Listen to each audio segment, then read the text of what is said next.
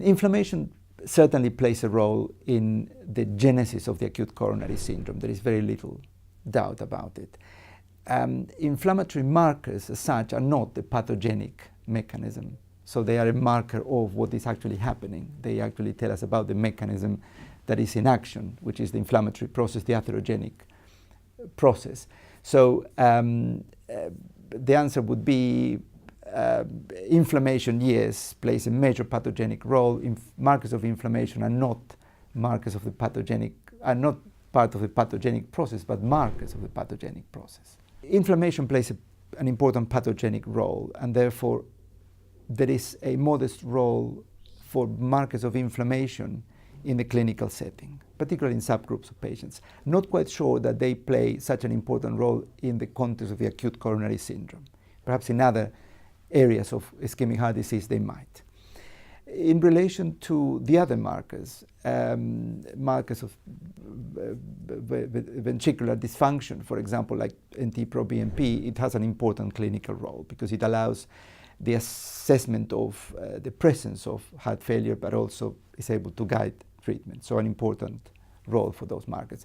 And certainly for markers of necrosis, a major clinical role, absolutely vital, which is the detection of cell damage and also the ability to provide prognostic information.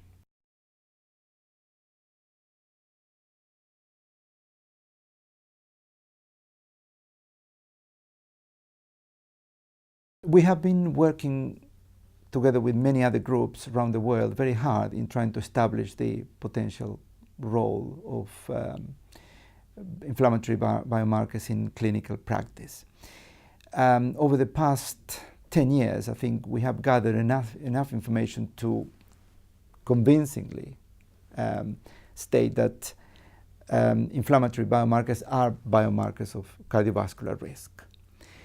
What is still problematic for the clinician is to understand or to know what is the additional information that these biomarkers provide. And in that sense, I think they provide modest information in the context of chronic stable coronary artery disease, little information in terms of the acute coronary syndrome, where patients do have an increased risk anyway, and a doubtful role in the routine use for detection of patients at risk in the general population.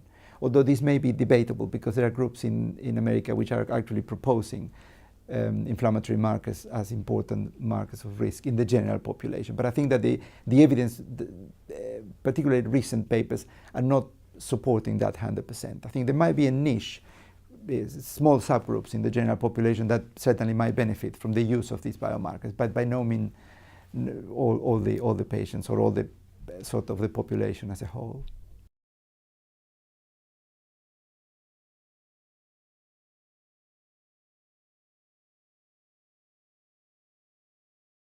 The results of the Siesta study have been confirmed by other studies more recently. And I think that the message essentially derived from these studies is that biomarkers of inflammation contribute modestly to characterization of risk in these patients. Perhaps if we combine these markers with other biomarkers, such as cardiac troponins, NT-proBNP, imaging biomarkers, then the whole sort of, using the whole spectrum of these biomarkers, we might be able in a position to find a useful role. But if we take just biomarkers of inflammation as an isolated group, then the studies have confirmed that the information they provide, the additional information they provide, is rather modest. The impact of our message is, in a way, not extremely optimistic, because clinicians will be reluctant to use these biomarkers in view of this, of the message of the paper. But I think this is good because it will allow us to continue the search for more useful markers of cardiovascular risk. I think that negative results or relatively negative results are very important in research, although they tend to be less sort of accepted in publications because of the negative connotations. I think they're quite important to actually rule out the use of certain things which may not be that important.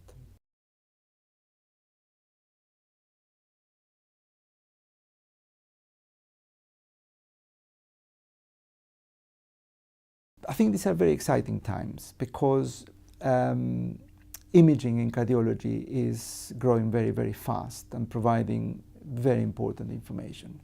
So I believe that we need to start looking into ways of combining the information that imaging provides with the information that biomarkers provide. And by assembling them together, I'm pretty sure we are going to provide the clinicians with very useful tools.